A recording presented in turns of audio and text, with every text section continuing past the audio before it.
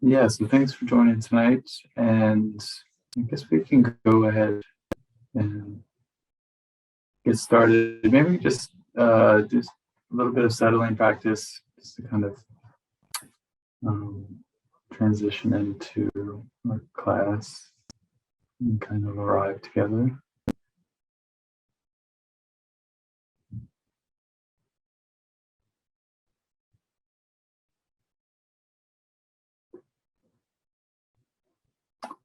And my neighbors are kind of loud outside. Can you guys hear them or no?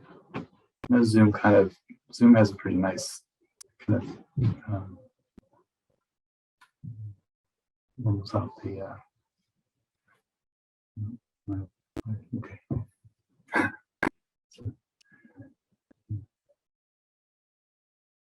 Yeah, so let's come into our seats.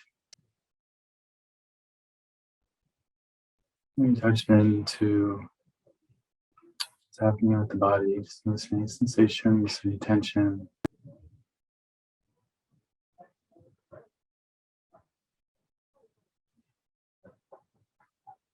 Relax that.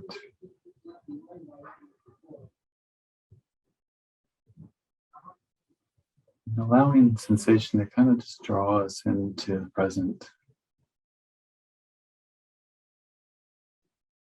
Giving some space to just be curious and open mind to the felt dimension of the moment.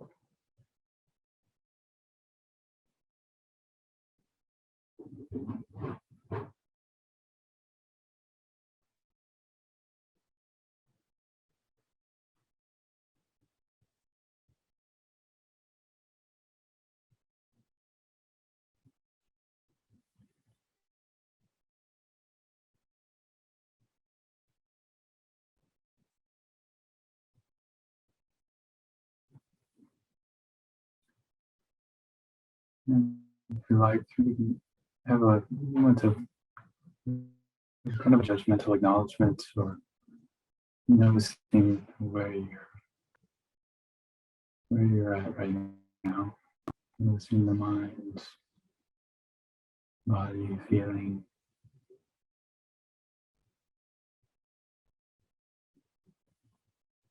Offering non-judgmental awareness.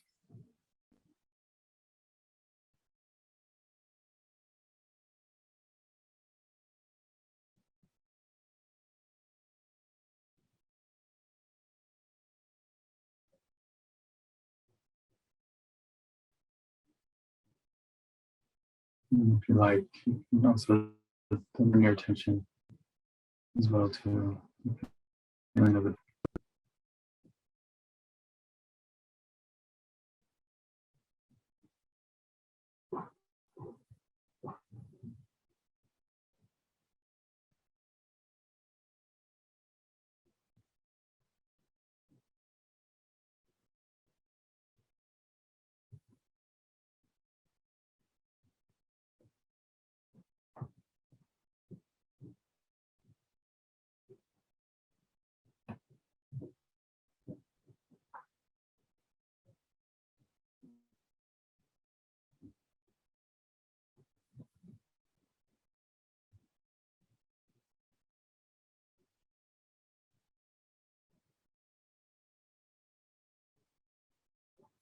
Sometimes can help to let the breath be a relaxation breath.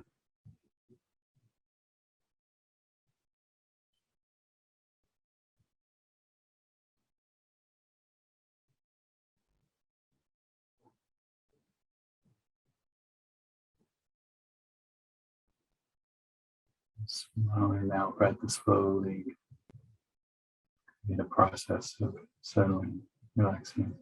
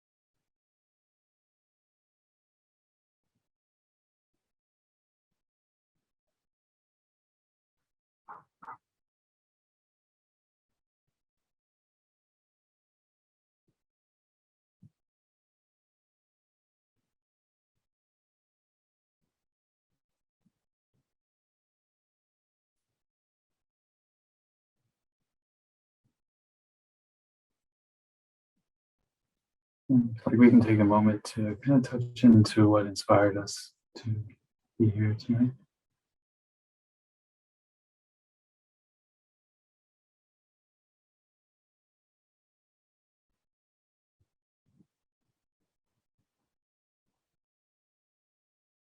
What draws us to the teachings.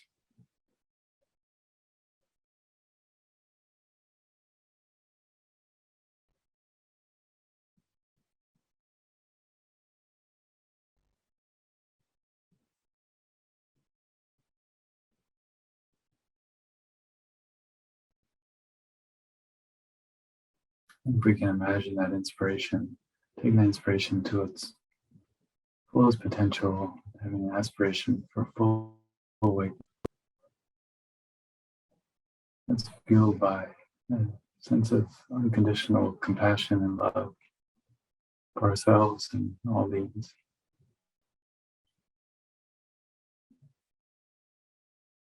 And this drive to be a benefit, this compassionate, loving drive to be a great benefit.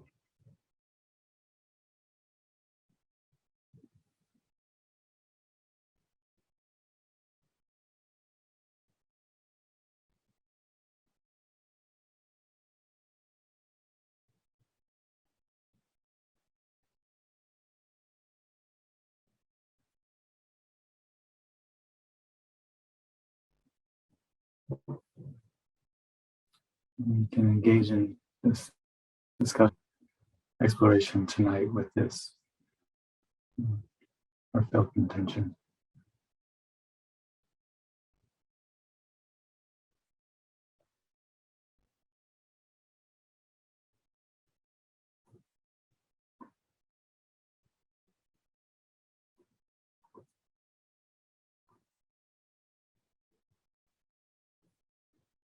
We recite opening prayers, the refuge and generating bodhicitta prayer is the expression of this intention. If you feel comfortable.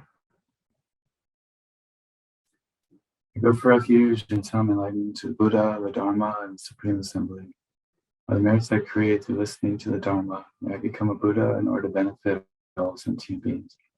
I go for refuge and some enlightenment to the Buddha, the Dharma, and the Supreme Assembly. By the merits I create through listening to the Dharma, may I become a Buddha in order to benefit all sentient beings. I go for refuge until I'm enlightened to the Buddha, the Dharma, and the Supreme Assembly. By the merits I create through listening to the Dharma, may I become a Buddha in order to benefit all sentient beings.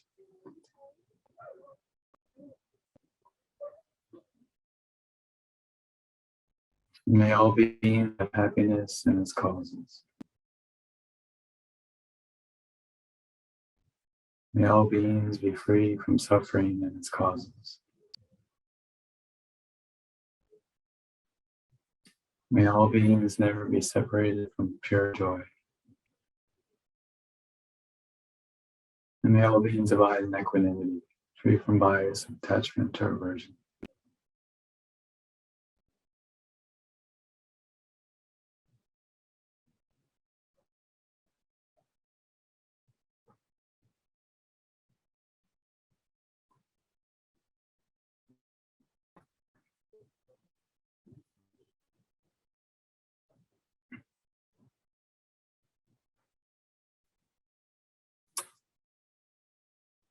So tonight's class, I thought we would finish up on some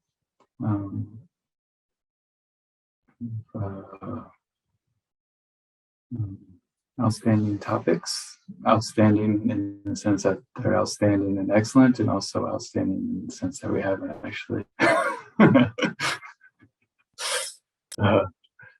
covered them. Yeah, and so those be looking at taking a look at Buddha nature from the point of view of the 9 similes, the 9 examples that were given in what's very precious text in this tradition called the Uttara Tantra, which translates commonly as the Sublime Continuum. It's a text on the topic of Buddha nature by Maitreya. It's about 2,000 years old. about 400 years after the Buddha, it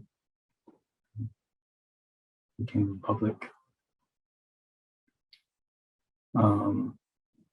Yeah, and then we'll look at the nature from the point of view of the emptiness of the mind, which is one of the ways this tradition, one of the aspects of how this tradition defines it. And yeah, and then we'll also talk a little bit about the path and what are called the three principal aspects of the path. And they're kind of, coming back to this topic of mind and its potential, it's kind of three, you would really summarize the journey or what we're cultivating. There's these three aspects, or kind of three psychological, spiritual, emotional kind of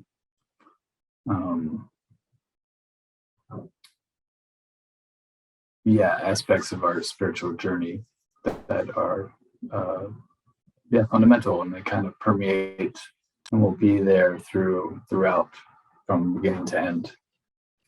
So we'll touch on that a bit. And then also the concept of refuge in Buddhism. So, we're engaging in creating this relationship with teachers and the Buddha as an example, as a teacher, as a role model, Buddha and Buddhas. Especially in the Tantra tradition, there's infinite Buddhas, it seems like. And then also the teachings and spiritual community and so forth. And looking at what's called the inner outer refuge, secret refuge. So there's different outer dimension of refuge, inner dimension of refuge. That's kind of an important kind of framing of a relationship to path.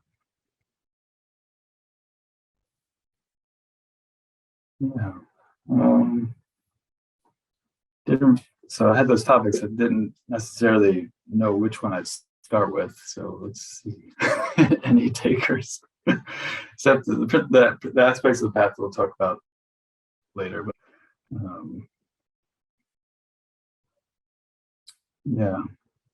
and taking inspiration in terms of inner outer refuge or the Buddha nature symbolics.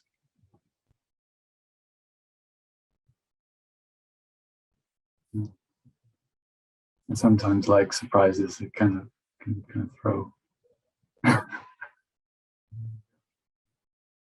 Okay.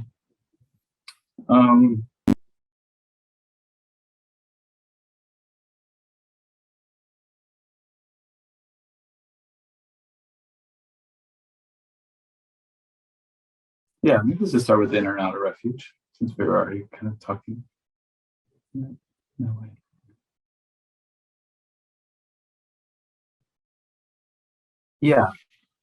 So both are very important.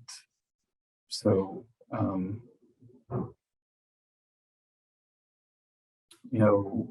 we're engaged in the path, we need advice. We need techniques. So we are in a reliance. We are in a relationship with the Buddha, the teachings, and our spiritual friends. And it's interesting, the Buddha, in a way, the three jewels, they call them the three jewels of refuge. And the community and having spiritual friends is very important because we need the support, and we need the support of like-mindedness as well. We need to also embrace diversity, but in terms of our spiritual practice, also our commonality and connection to having this kind of similar path is very powerful.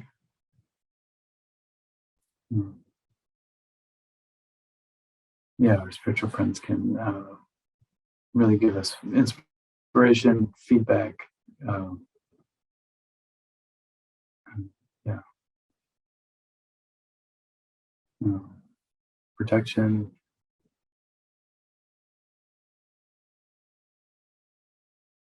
Yeah, and then also, so we're engaging in the teachings, and there's a devotional relationship to the teachings. Is present in our tradition, so it's very important. But the teachings are always just pointing back to ourselves. They're always just pointing back to our own minds. So the famous saying, you heard the Buddha said, "Don't mistake the finger that's pointing at the moon for the moon." And so there's always this kind of, it's always turning back. The point of it's always turning back onto ourselves. The teachings are really kind of a mirror for what is.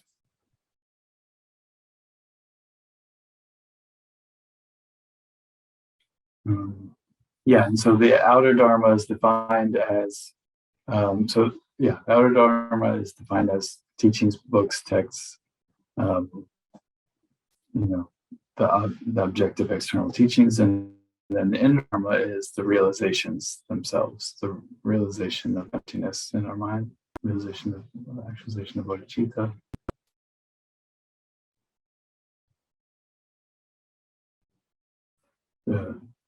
The direct insight to the nature of our mind.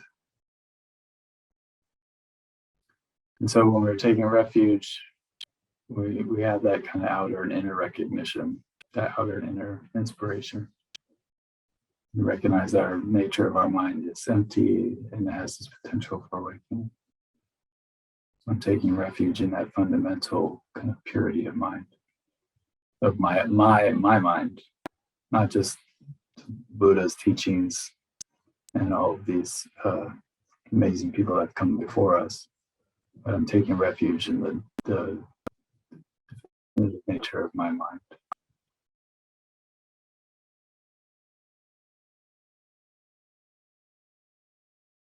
It's always there that I'm just will eventually recognize at some point. One lucky day.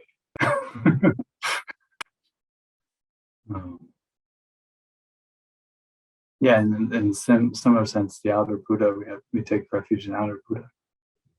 Again, as a teacher, as a doctor that prescribes the medicine to free us of our pain,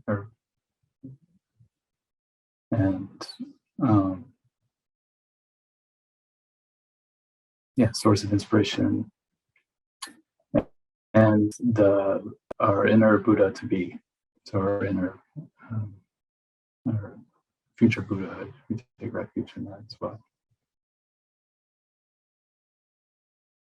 Again, refuge is kind of like a realignment that we constantly do. So it's, like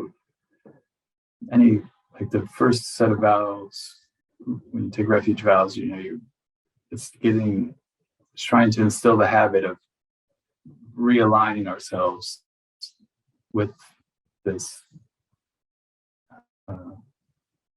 relationship and this truth and this aspiration over and over again every day. They say do the refuge prayers 3 times in the morning and 3 times at night, just bare minimum, please. That's like the minimum prescription. But eventually, it's like we're taking refuge eventually we're striving to take refuge every moment. We're trying to realign, stay awake, wake up to our life, wake up to ourselves, and finding relying on that as our directive kind of reference point.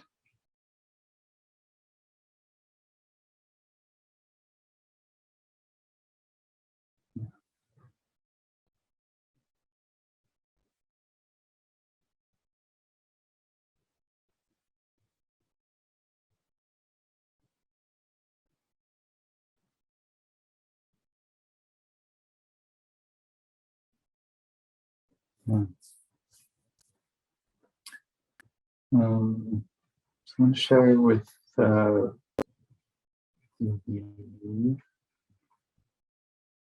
Can you see the 9 symbols? See a list? Yeah. So this is a beautiful description, descriptions of the Buddha nature. The Sanskrit word for Buddha nature is Tathagata.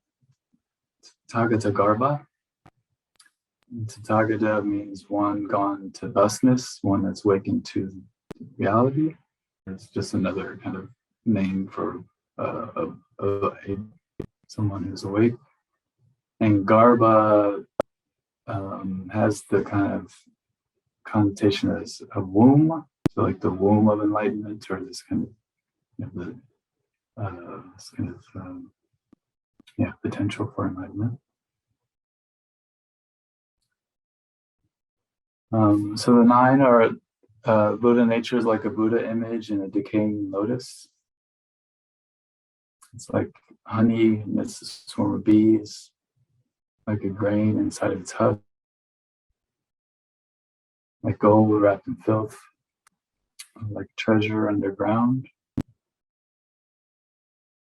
like a shoot sprouting from a little fruit, like a Buddha statue wrapped in a tattered rag, like a future world ruler in a poor mother's womb, and like a precious image under clay.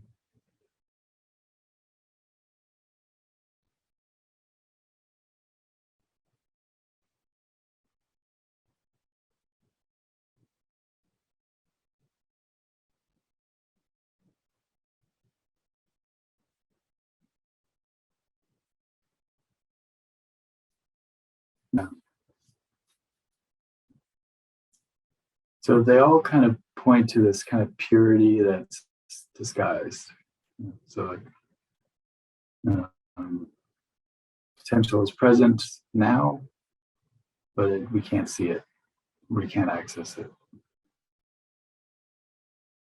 And the first 3, the decaying lotus is an analogy for kind of like desirous attachment. Like we're encased in kind of craving and dissatisfaction. This is one way of looking at it. The swarm of bees is the aggression. The aggression kind of blocks us from getting to the sweetness of our nature. And the grain of the husk is the fog and confusion or ignorance.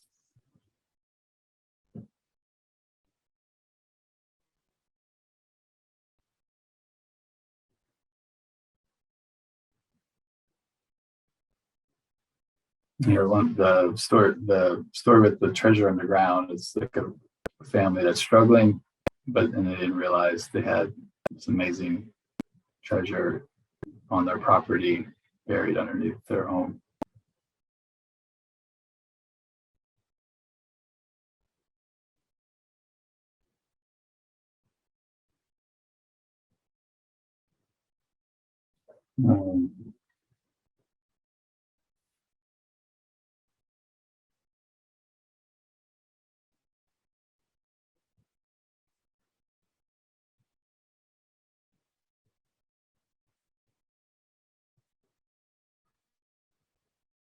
Yeah, what's coming up for folks when you read this, and how would anybody like to share how they're understanding this or not understanding? Justin, I when I read them and think about them, to me it's all about potential.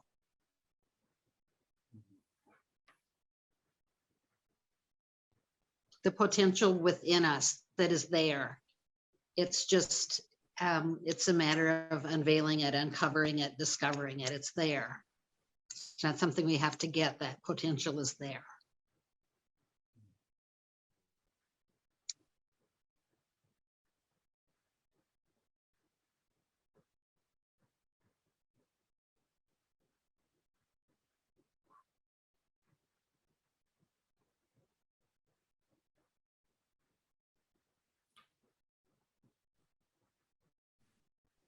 Jeremy? Yeah, I don't know. As I'm reading them, I mean, something that requires some effort to uncover, right? Like to get through the swarm of bees, or peel the husk back, or dig, for treasure or something like that. It reminds me of, I think about the effort that it takes to uncover that it's not just obvious.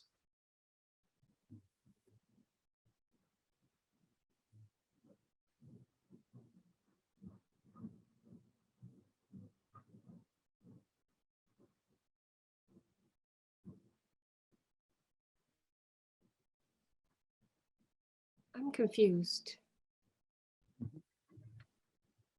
Maitreya, isn't that the Buddha that hasn't come yet? Or is that another person or being?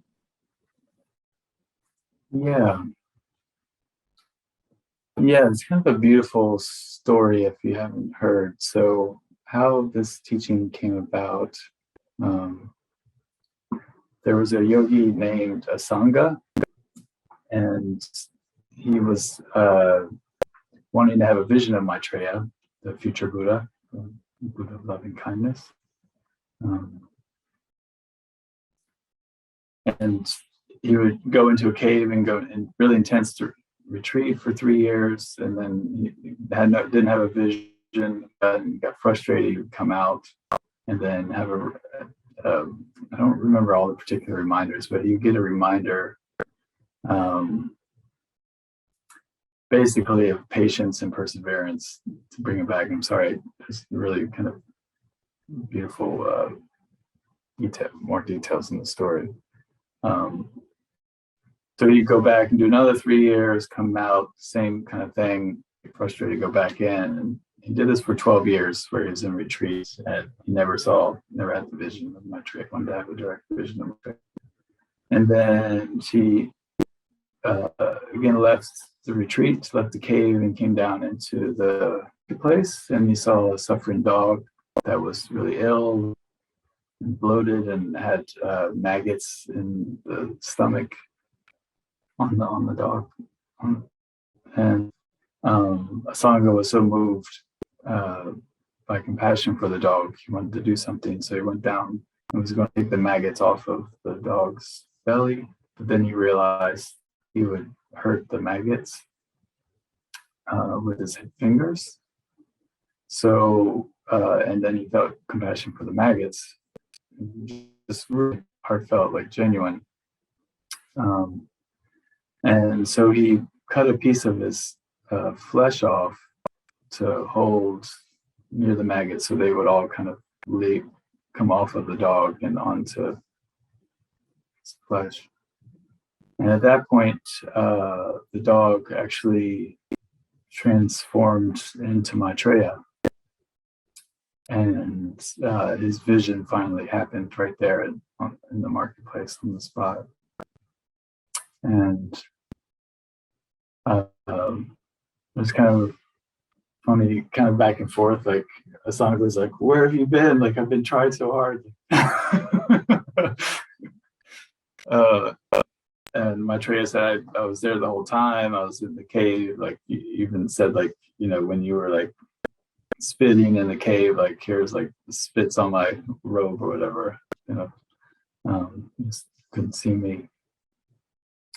And then, and the song had this incredible vision, and the story goes that he went up to Maitreya's kind of realm, they call it Pure Land, and Maitreya gave all these teachings, including this teaching on Buddha nature. And I believe there's like 5 great texts that Asanga ended up composing that they're attributed as authored by Maitreya, but Asanga actually kind of wrote them down and presented them to the world. So the Uttara Tantra is one of those teachings that comes out of that kind of context.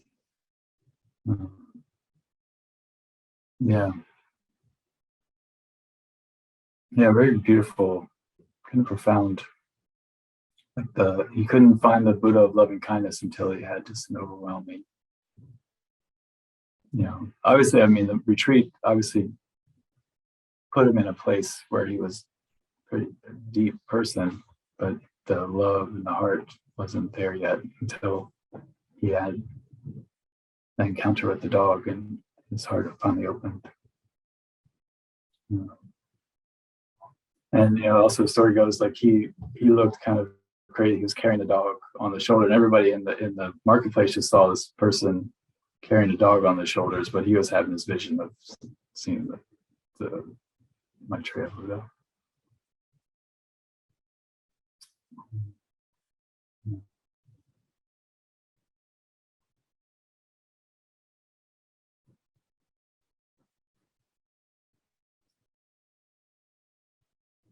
Yeah, so Maitreya is present in, like, there's a form of Maitreya that's a bodhisattva, and then there's the future Buddha. So this happens sometimes with the Avalokiteshvara, sometimes in the form manifests as like a bodhisattva form, and also kind of a Buddha form, Manjushris.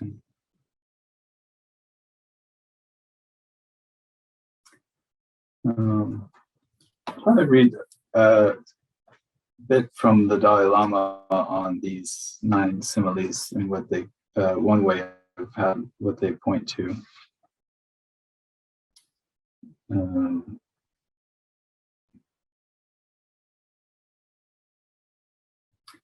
Yeah, so just as the Buddha image hidden in the closed lotus in the first simile cannot be seen, the wisdom Dharmakaya, the enlightened mind, the supreme meditative equipoise on emptiness, is not perceivable in the world.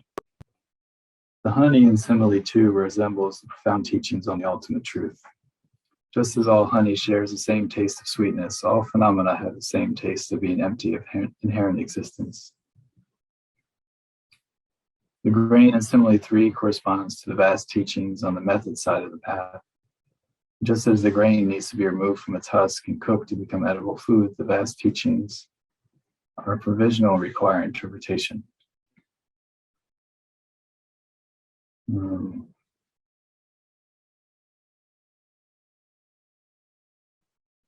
It's a bit of a complicated subject, that one.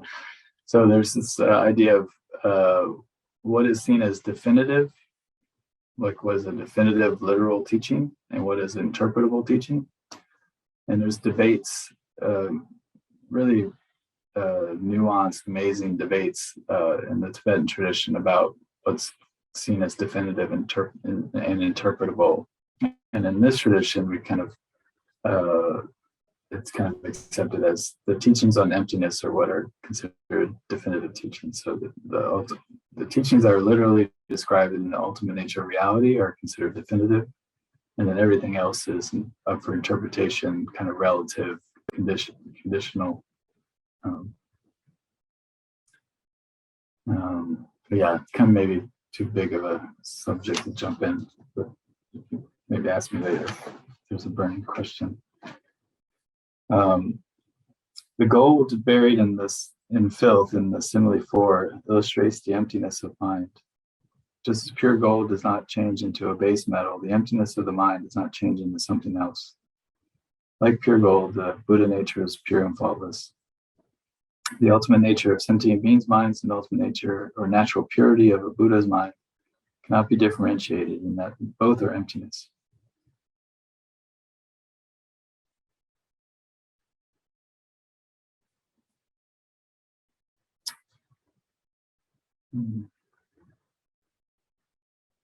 The Buddha nature that has existed beginninglessly resembles a treasure under the ground. Just as no one put the treasure there and its beginning is unknown, the naturally abiding Buddha nature has existed beginninglessly. And the transforming Buddha nature that has the potential to bring about enlightenment resembles a sprout. Just as a tiny sprout, upon meeting the conditions that nourish it, will gradually grow into a tree. The transforming Buddha nature has the potential to accomplish Buddhahood in 3 Buddha bodies when it encounters the right conditions, such as learning, contemplation, and meditating on the Dharma. The Buddha statue covered by tattered rags represents the beginningless, naturally abiding Buddha nature. just as the beautiful precious statue shines forth when the impediment of the tattered rags is removed. The beginningless purity of the mind, its emptiness of true existence, is revealed when all adventitious defilements have been forever banished owing to the collection of wisdom. At this point, the naturally abiding Buddha nature is called the nature of Dharmakaya, or the truth body of a Buddha. And just as a future great leader who is now in his mother's womb and similarly 8 will come to enjoy majesty, the enjoyment body enjoys the majesty and wealth of the Mahayana Dharma. And similar to a golden Buddha statue emerging from the dust that surrounds it, in similar 9, emanation bodies, which represent the actual Dharmakaya or truth body, appear in whatever forms are most conducive to subduing the minds of sentient beings.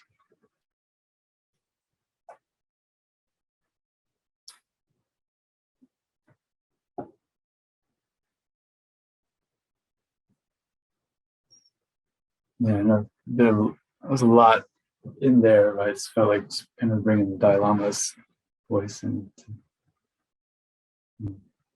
for that. The last few similes talking about the emanations and the Dharmakaya, the truth body, emanation bodies. I'm talking about dimensions of enlightenment that are called the 3 kayas, and that's usually translated as body. So like the 3 bodies of an awakened being, and 3 bodies of enlightenment. So it's the Dharmakaya, Sambhogakaya, and Nirmanakaya. Dharmakaya, Dharma here kind of means reality or truth, like the reality body, the truth body. Sambhogakaya, Sambhoga kind of means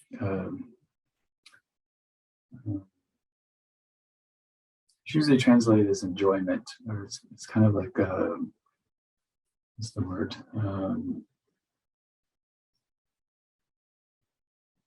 Robert Thurman uses a nice word for that.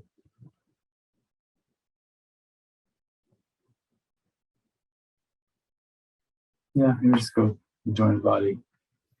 And then Nirmanakaya means like an emanation body. And so what that's referring to, so the Dharmakaya is the kind of empty nature of the enlightened mind. So that's just the kind of the mind waking to nature reality. And then the other 2 are how the enlightened mind communicates with non-enlightened beings. So they say like only like, so Dharmakaya is usually like the mind of the Buddha, of a Buddha. And then the other 2 are kind of the energetic expression of the Buddha.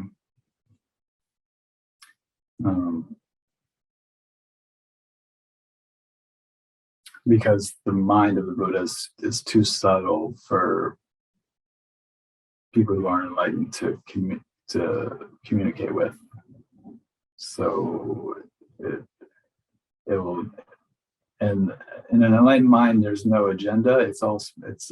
Maybe it's something a little bit more tangible here in our normal experience, which I find really beautiful. It's spontaneous. It's a spontaneous wisdom expression. So enlightened mind it only reflects back the truth to non-awakened beings. So there's no like Buddha's like, how should I work with these people today? There isn't any sort of preparation or agendas. It's just a spontaneous reflection of wisdom and bliss. And so what form that takes, it could be anything. It could be a cup, it could be a dog.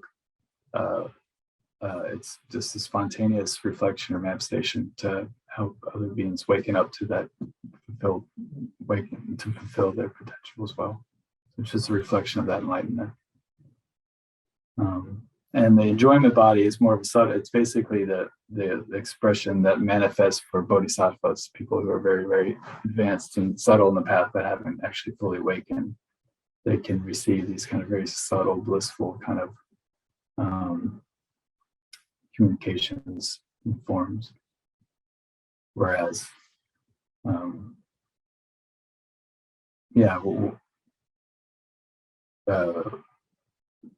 then it just gets more coarser and more like where our vibration. So emanation body would be somebody who's awakened in physical human form. Anybody communicating that?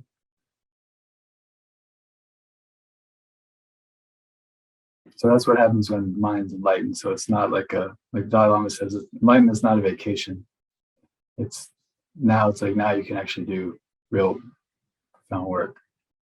It's like now you're just reflecting back and you're utterly just kind of a spontaneous and infinite and endless source of service and benefit. Yeah, Barbara, question? Can you talk a little bit about the Buddha appearing as an inanimate object? I don't understand that. Yeah, I don't know. Maybe all Buddhist traditions necessarily agree.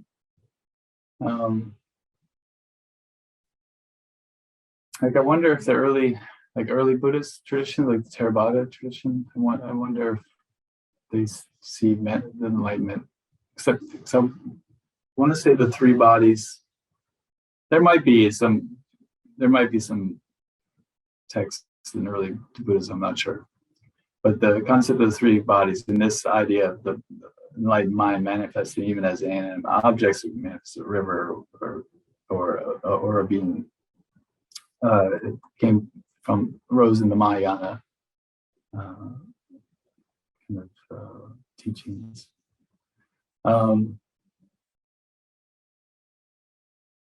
Idea. So mind's not physical. Emptiness is infinite. I really love the quote. Is it William James? I think it's William James. To see eternity in an hour and infinity in a flower.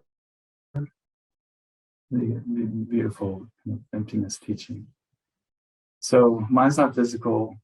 Awareness has no limits since there's no physical limitations, and recognizing the mind that sees this infinite nature of reality fuses with it. So it's like pouring water into water. It's like a drop of water into the ocean. There's no separation.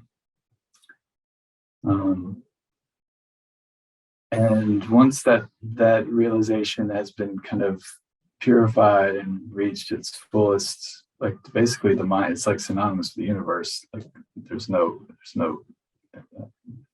boundaries to it.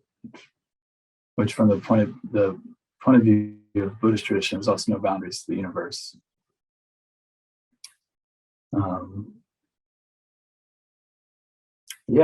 And then that awakened mind, and then there's that wisdom dimension, and then there's an energetic dimension.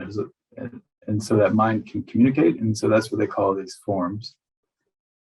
And so if your mind is already boundless, the communicative potential in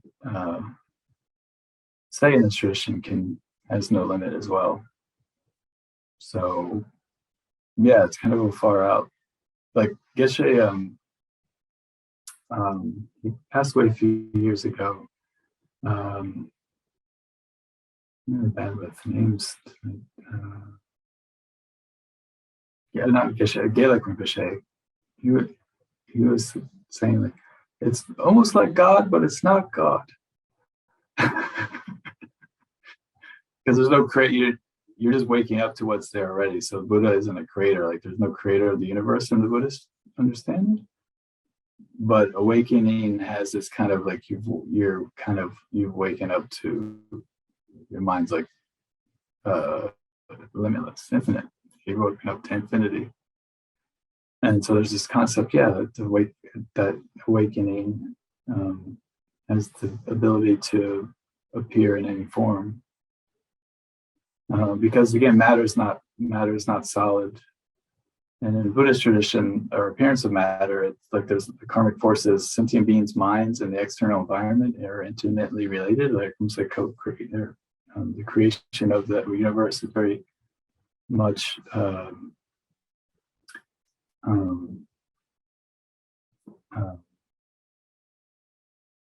co-creating with the karmic energy of sentient beings' minds. So yeah, so there's a lot of power there.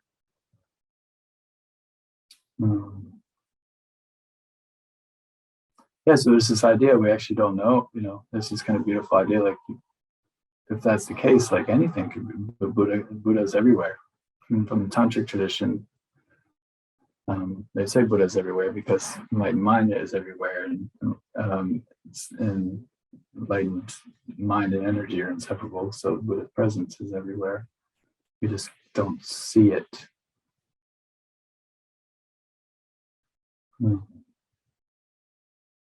Yeah. Thank you.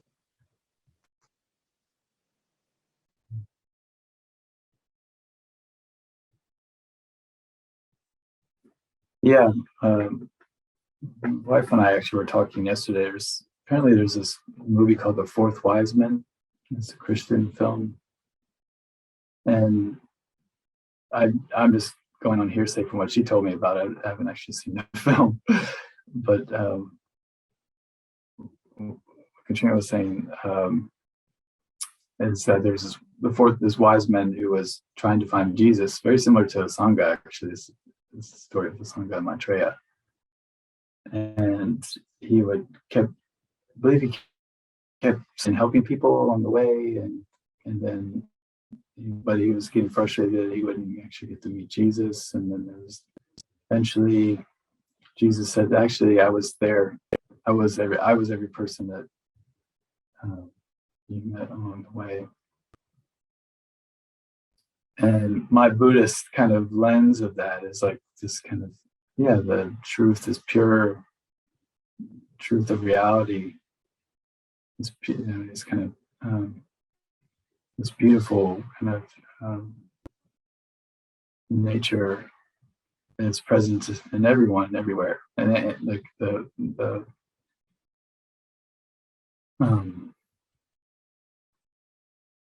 it's just that we have this very dualistic way of looking at it. It's like the Enlightenment's thousands of years from now for me or whatever, and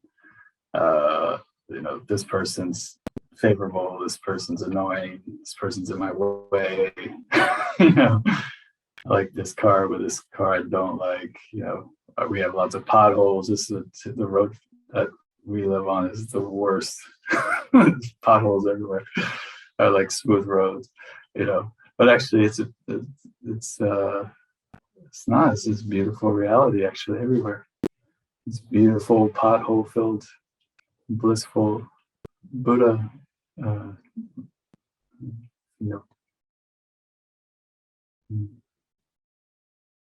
Yeah.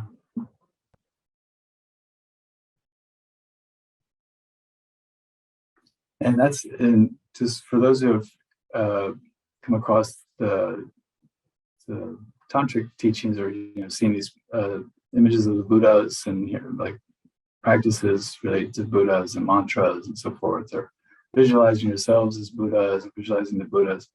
That's what that method is trying to train us to overcome this kind of fickle, ordinary projections that we have of our life, ourselves, and this kind of push-pull kind of,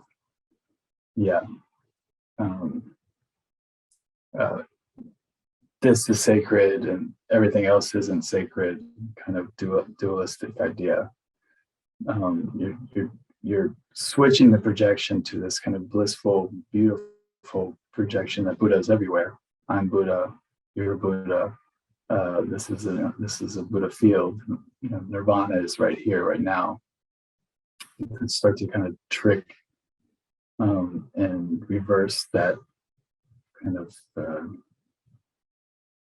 as a neural pathway are going to be these kind of ordinary kind of projections into this beautiful projection that actually is more aligned into the nature of reality. So we swap projections because this projection actually is will lead us to actually have to see that the innate purity that's there. So it's still a projection, we're still imagining, but it's leading us because we're starting to see, starting to train in a sacred outlook. And it's interesting, like, I was like dreading I had a lot of homework to do last night, and I was just dreading it all day and putting it off. And I sat down and did it, and it actually flowed fine because I remember actually I really like, I'm really interested in the subjects that I'm studying. So it's not like higher school, like I'm just really absorbed into it. And so the mind actually, our mind absorbs into things that we're interested in and like. And so having this sacred outlook, it's another way of really starting to open up and break through these kind of patterns of aversion, pushing away, or really like attraction, like getting tunnel vision around something, or just kind of getting bored and kind of apathetic and ignorant about what's around us. Yeah.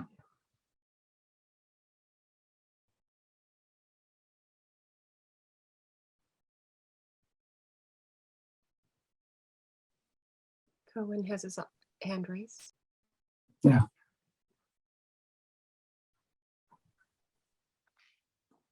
Hey. Yeah, I just got a question for you. I never heard many people talk about this, but I was just wondering, according to Buddhism, do trees and plants have Buddha nature? And I hope they do. Yeah, I guess it depends on what Buddhist you talk to. I was actually just watching a teaching from on Buddha nature with it was Thubten it was Dalai Lama's longtime translator.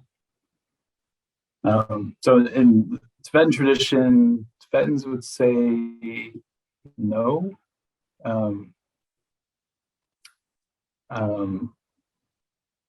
Because Buddha nature would be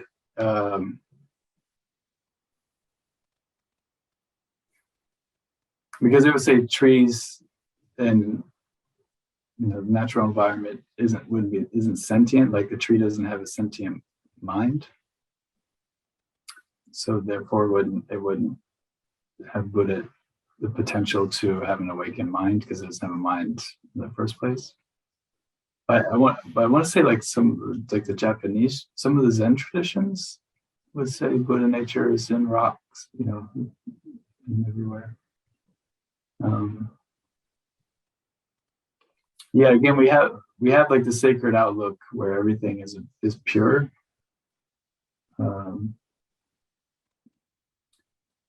But yeah, there's disagreements on whether or not plants and trees have mind. Gotcha. Yeah, because there's just so much like science experiments now that shows that plants can feel and they know their surroundings, and they communicate with other trees and all kinds of stuff. So yeah, to me, they're just as alive and awake as us. Yeah, but thank you.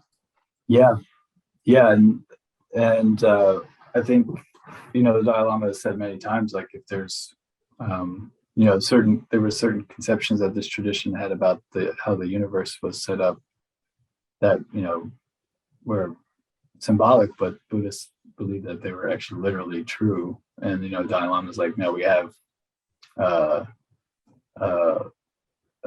telescopes, and we have plenty of evidence to say that we know that's not the case, so we have to accept. So I think if evidence is there, that could the dialogue should be had and could actually change for even within this tradition. And it's interesting, I know like with the Japanese, the Buddhist tradition was came out of a Shinto animistic culture, and their concept, I believe their concept of Buddha nature include, at least some traditions there include. So it was already embedded in the culture already. So they kind of, Buddha nature kind of also includes the natural environment. Yeah. Yeah, so I watched a documentary on Netflix about mushrooms, and they're kind of amazingly communicative. Yeah, it's incredible. Yeah. Did you watch, Justin, I think it's Fantastic Fungi? Yeah. Is that Yeah, it's a great documentary. Yeah. Yeah.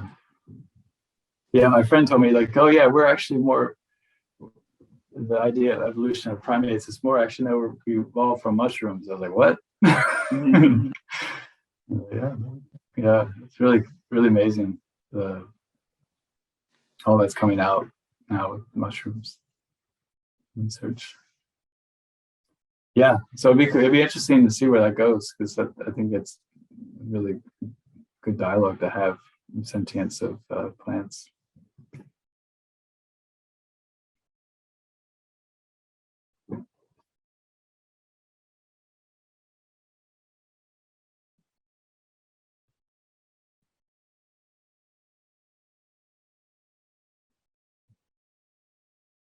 How are people with this concept of emptiness of mind?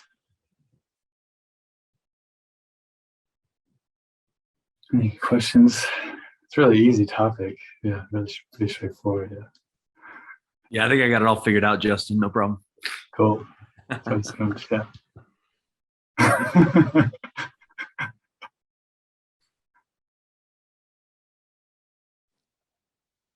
It really helps me like cultivate I guess equanimity for people, and especially when I like label someone an enemy or something like that, then I can kind of remember this this Buddha nature within them, and just kind of makes it just kind of softens that the label of enemy, and just like, I'm just like, oh, like you got Buddha nature. And so yeah, I've been really working with that with equanimity, just seeing people's pure golden nature, even if they're even if they're not acting the part and stuff like that. So yeah.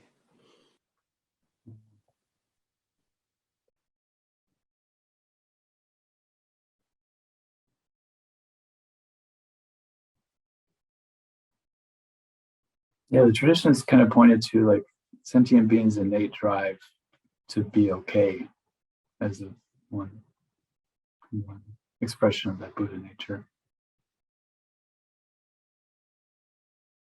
And I kind of, like some of my Jungian influence, like looking at that drive to be okay, like that drive to be whole.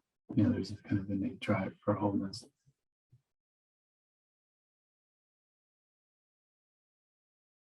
That okayness is we want to feel like whole, like kind of well, peaceful and normal.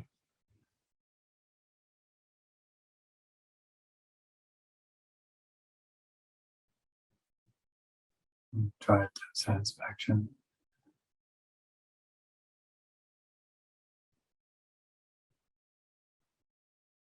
Even if we're not acting like it, or even if we're not even aware of it, or what we go to for that doesn't actually bring that about, but the drive, the innate kind of drive is there.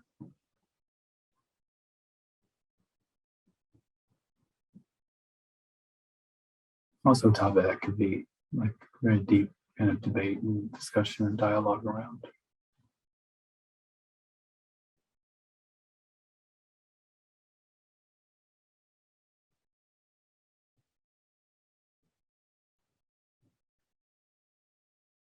And I know in our culture that we've kind of taken on an interpretation of Darwin of like we're inherently competitive, like this kind of drive to survival that's created competitiveness.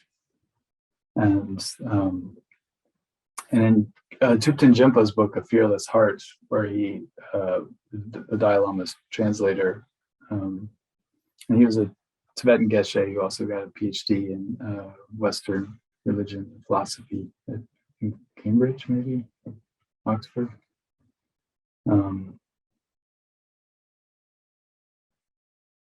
Yeah, you point out that that was a misinterpretation of Darwin. Like, we do have the survival instinct, but human beings, in order to survive, had to work as a collective.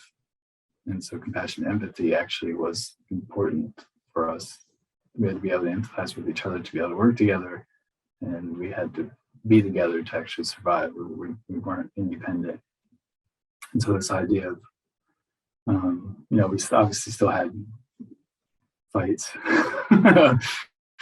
The three poisons were there, but the empathy and compassion and care were part of human survival and community and working together. And there's a lot of great research in like neuroscience that is showing like we're actually wired to care. Like that's actually how our brains our actual disposition is for care and compassion. And there's a lot of research and evidence show that coming out now.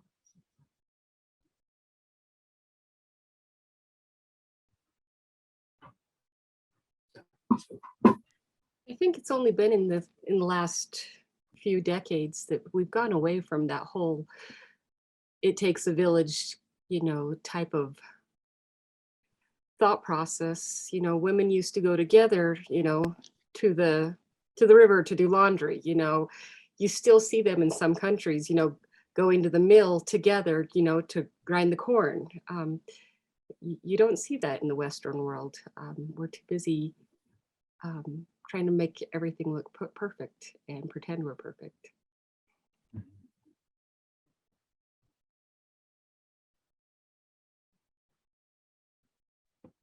Almost this like rigid individualism that feels boxed us in, when that's not our own nature.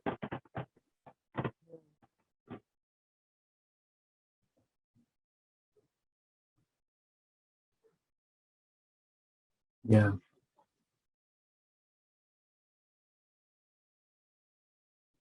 Yeah, and they show it like cortisol spikes. It just goes actually against who we are. Like we don't process it well. It doesn't work. Not what we like physiologically, mentally, emotionally.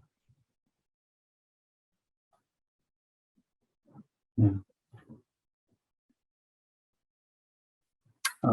So we have a bit of time. I was hoping we do finish with meditation, but I wanted to touch real quick to the three principal aspects of the path.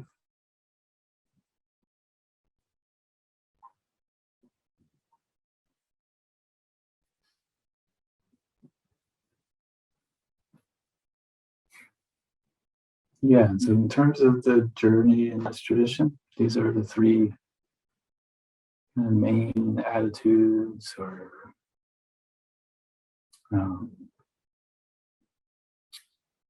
processes, intentions, experiences that we're trying to develop.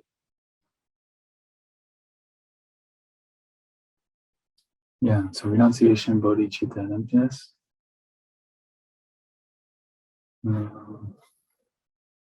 So why are these principles? So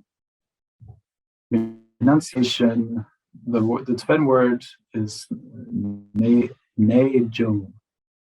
Ne means kind of definitive or clear. And jung means to arise out of.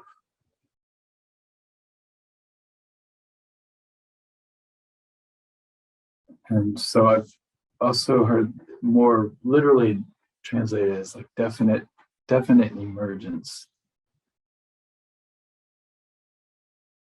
we're kind of turning away, we're kind of emerging out of something. And what we're trying to develop is wish or kind of resolve or yearning to freedom, emotional freedom, cognitive freedom, free and open heart. And what stands in the way of that freedom is our kind of,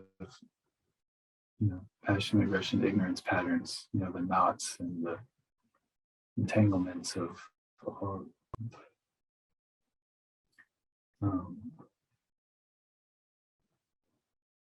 emotional states that come out of this kind of clinging and pushing away instinct.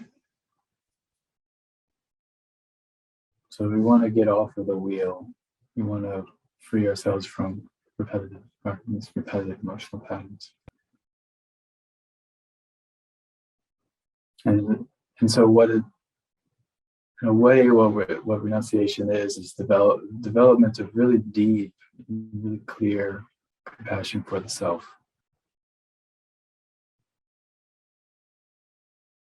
So there's a kind of a wisdom of knowing what suffering is, and then wisdom of knowing what's at its roots.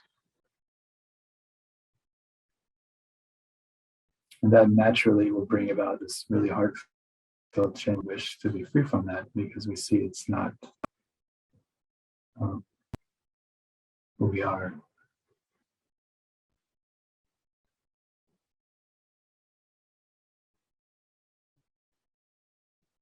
It's reactive, it's conditioned, it's fabricated, it's projected, doesn't hold up. Like Owen was saying, we have these ideas that, like, the equanimity is actually what's true. The favoritism and fear and those things are just conditioned responses that have been built up, and the roots of those can actually be pulled out. So having that wisdom of suffering develops a sense of compassion for the self. And compassion for the self means that may I be free of suffering and its causes and its roots.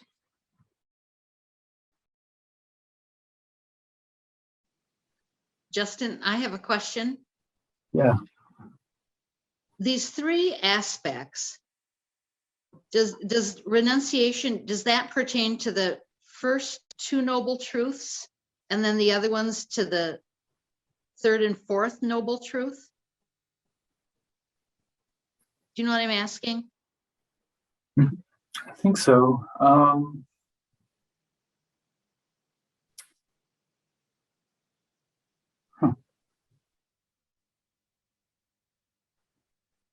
So renunciation, the cause. I would want to say the third and the fourth also play a role in renunciation, because not just knowing the roots, but seeing that there is a potential to end them, be free of them, is necessary.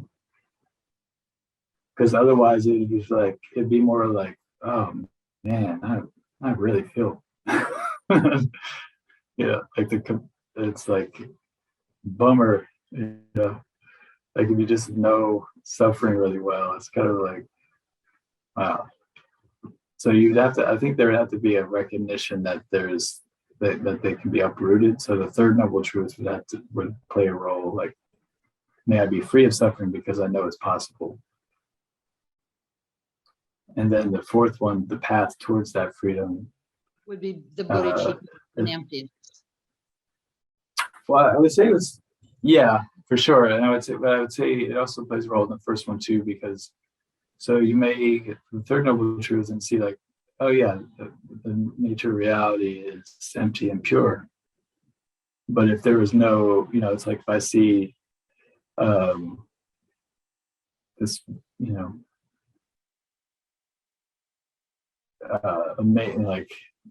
amazing, and it's not working. It's going to be kind of a dumb analogy. basically there's something way up here that's really nice, but you don't have a ladder or steps to get to it. If there isn't, you see there, it's okay. Reality is thus, but how do I get there? Like, oh wow, there's steps. Like somebody actually already kind of did it. Like there's a pathway already made. So that fourth noble truth plays a role in renunciation too, to help deepen that resolve. So the four noble truth is kind of a great topic to develop that renunciation, because you get to know suffering, you have that wisdom of what the roots are. Because these roots are not inherent, you see that there's an end to them, and you also see that there's a path to get to that end. And therefore, why not have immense compassion for myself and wish myself to attain that truth?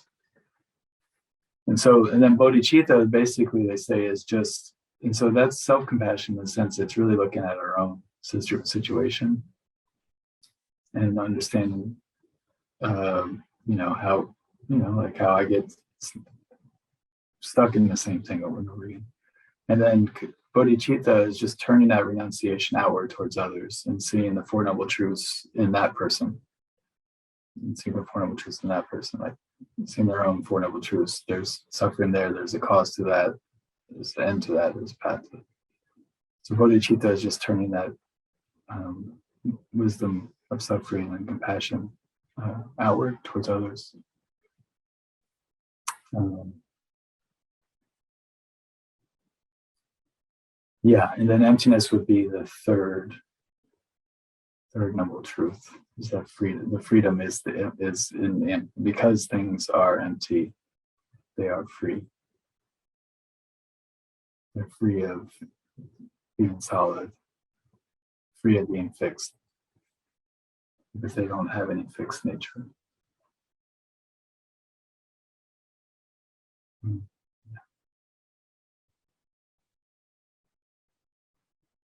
So they all kind of,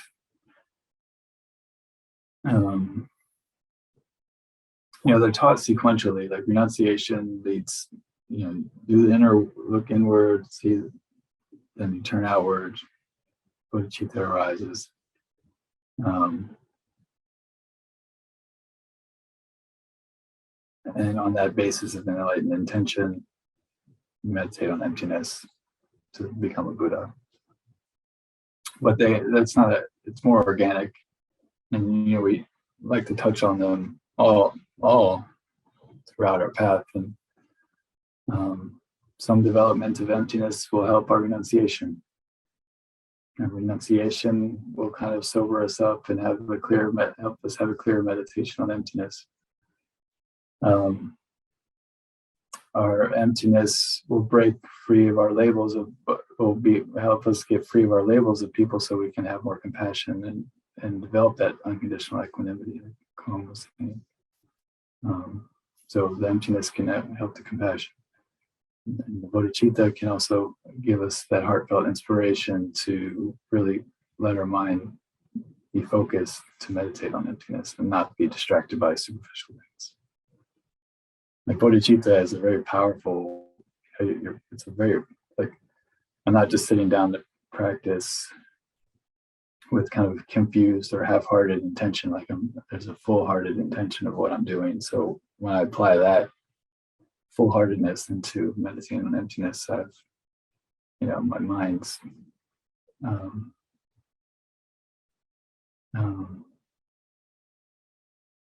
set up for success. I'll be more present. I'll be able to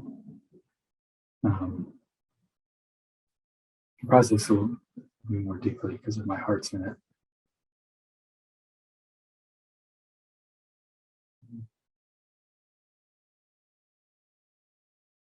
Yeah, and so they say that kind of reality is, it's like the Buddha nature also is kind of like a mix of happy and sad. Like we have to kind of have our hearts broken in a way. Like we have to really see the depths of suffering to have that genuine kind of striving. Like the deeper our kind of wisdom of suffering, like the stronger our hearts will be.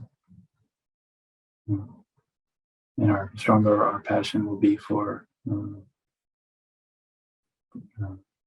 developing in the path.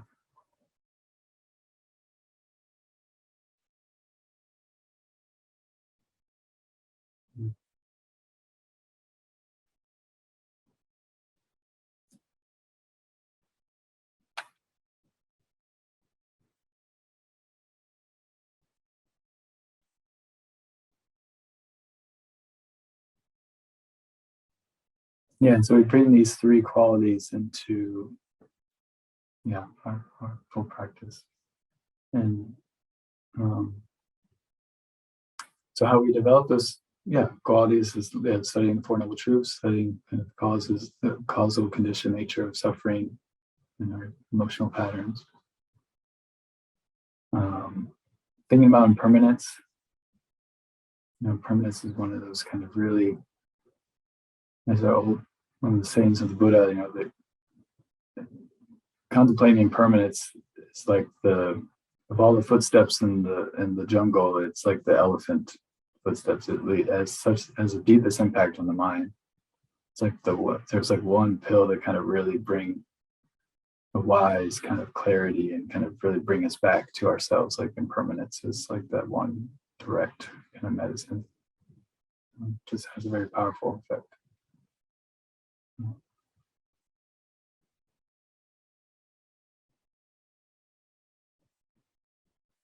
Yeah, and bodhicitta is it's not just compassion and love. It's developed on the basis of that universal compassion and love, mixing that with the recognition of our potential for enlightenment. So it's like you've already generated this love and compassion. You're like, okay, now what for all beings? What can I do? And then you bring in the teachings on the Buddha nature that it can become awakening, and on the basis of that love and compassion and that inspiration towards enlightenment, you make that resolve and that intentions form.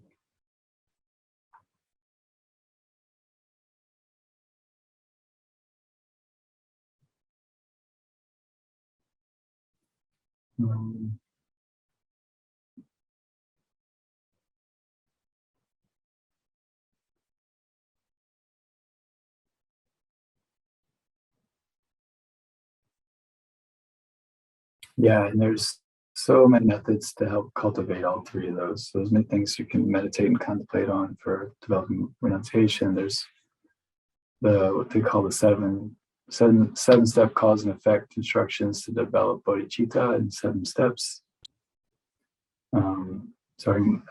Usually the implicit 8th step of equanimity starts first, developing equanimity towards all, and then slowly developing bodhicitta.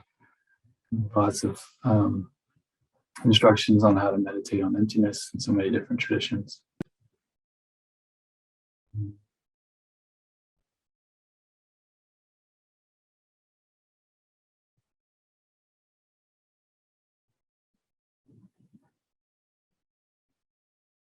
Yeah, little by little.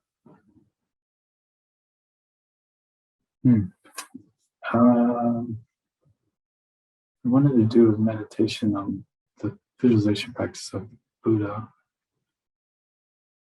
I guess, is anybody planning to come for the practice day on Saturday? No. You signed up for the whole lot. I'm going to try to make it in the afternoon session, which will be 6 a.m. my time. I'll see how I go. Oh, wow. Yeah, it's very early.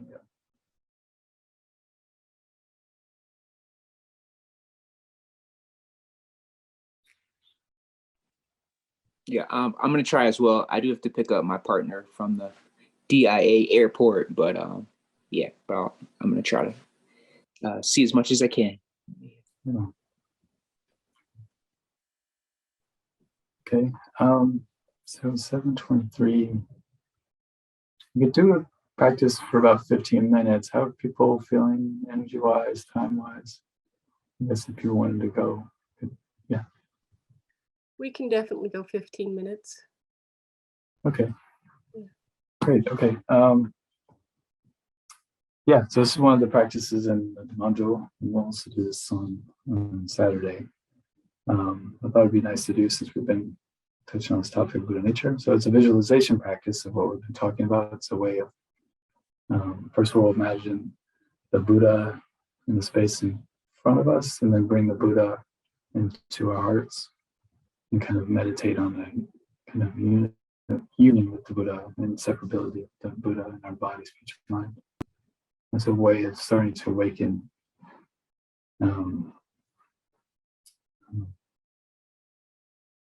making that Buddha potential and connect with it.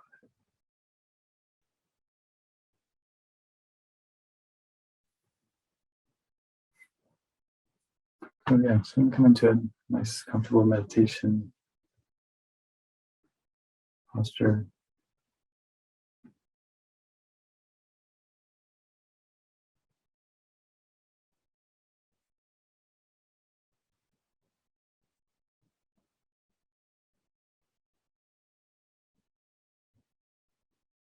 Do a few deep breaths. And here, if you like, you can breathe in through your nose, take a long, mindful, full breath. Then exhale through your mouth as if you're blowing through a thin, fine straw.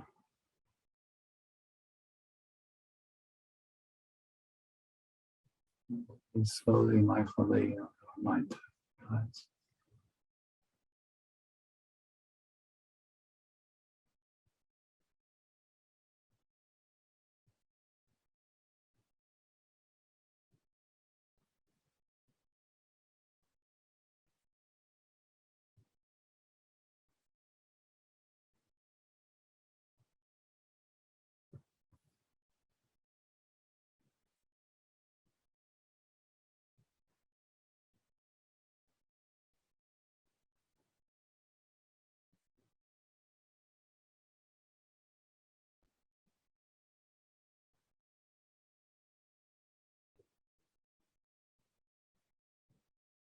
And when you feel ready, turn to a natural breath.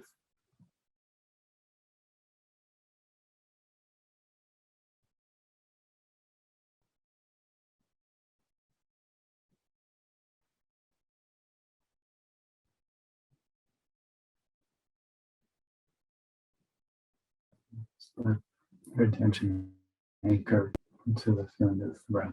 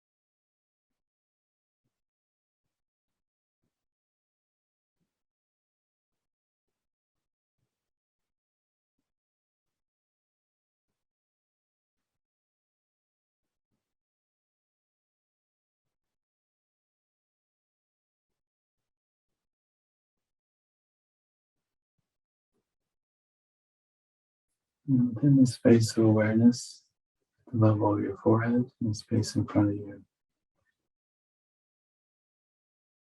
appears a white lotus made of light.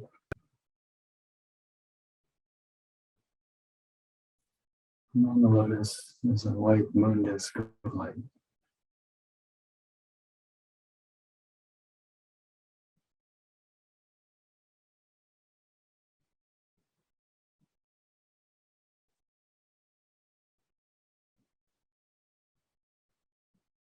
On top of the lotus and moon disk appears the Buddha Shakyamuni.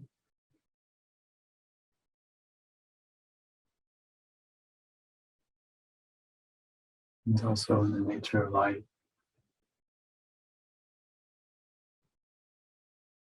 It's radiant gold in color. Where's the robes of a monk?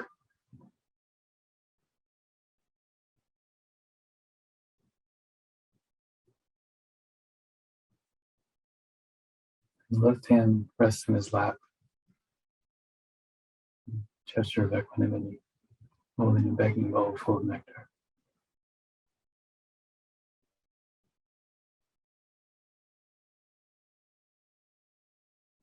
And his right hand rests over his right knee, the gesture of touching the earth.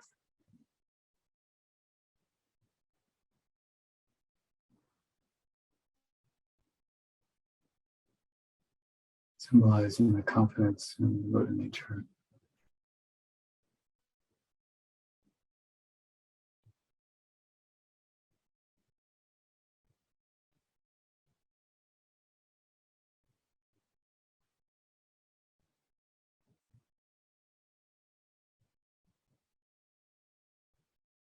His narrow, compassionate eyes and smiles.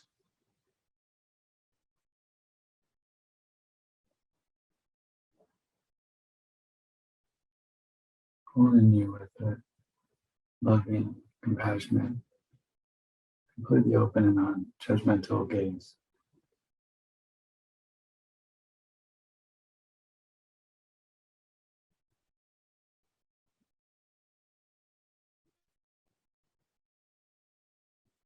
The details difficult. The main point is to have a sense of radiant presence of the Buddha in space in front.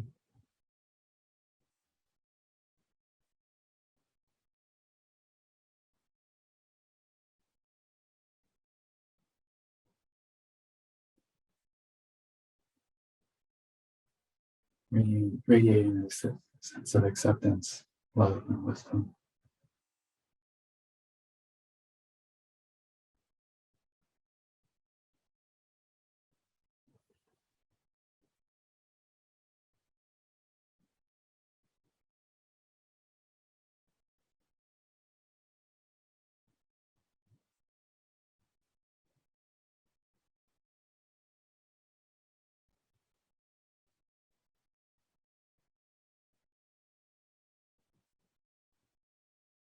Delighting in our aspiration for awakening, light, golden light radiates from the Buddha's heart.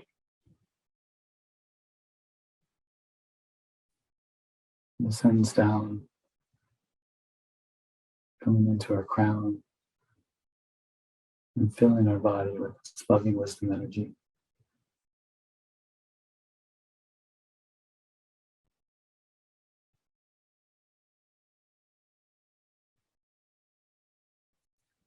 Releasing all tensions, all emotional, physical pain.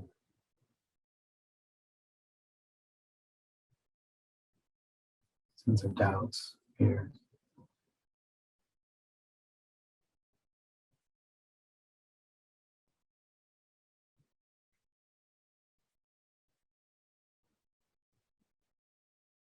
Kind of evaporated, washed away as we're enveloped with this golden, radiant light.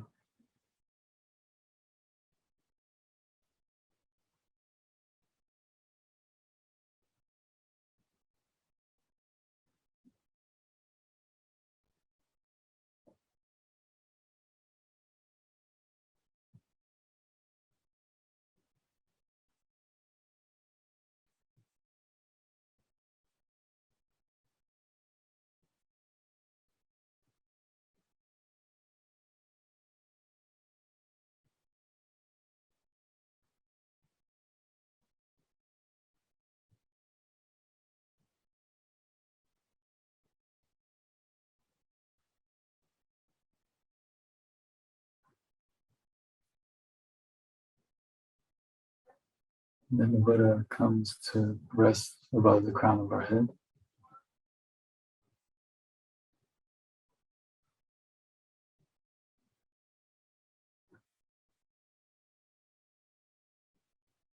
and becoming smaller and smaller, descends down until it comes to rest at our heart.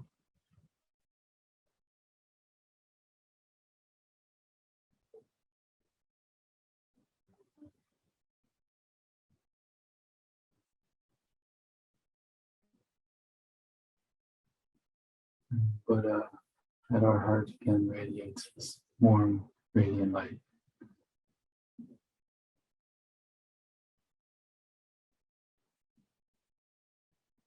It completely fills us.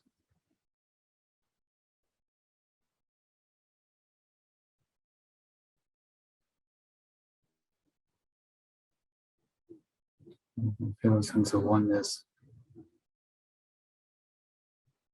with our mind and the Buddha's mind, our Buddha nature and the Buddha's mind.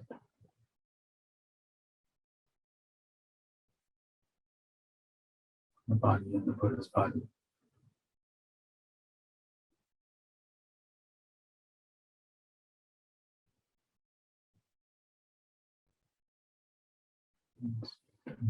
Really let go and feel a sense of oneness, unification, wholeness with the Buddha nature.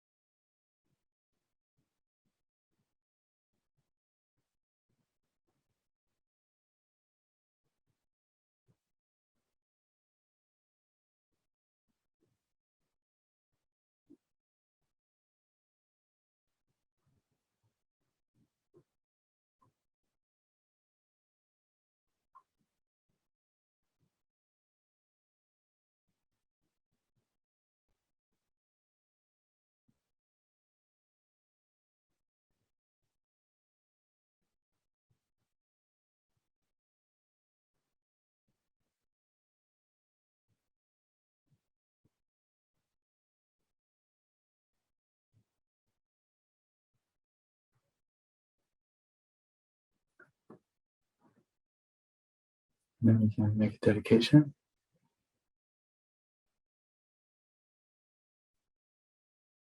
Due to the merits of these virtuous actions, may I quickly attain the state of a Guru Buddha and lead all living beings without exception into that enlightened state.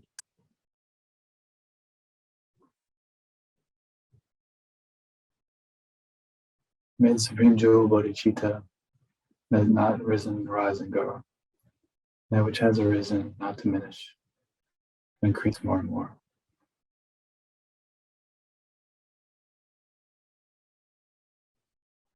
May the lives of our teachers, His Holiness Dalai Lama, Bishop Sherab, and of our personal teachers, may they be long, prosperous, bringing lots of benefit to many students in the world, may the compassionate projects also be successful and benefit as many as possible.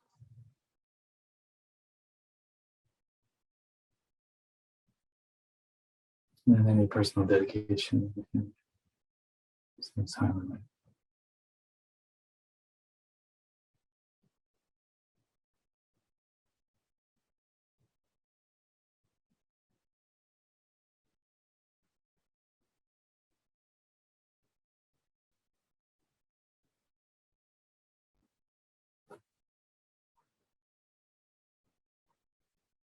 All right, thanks so much, everyone.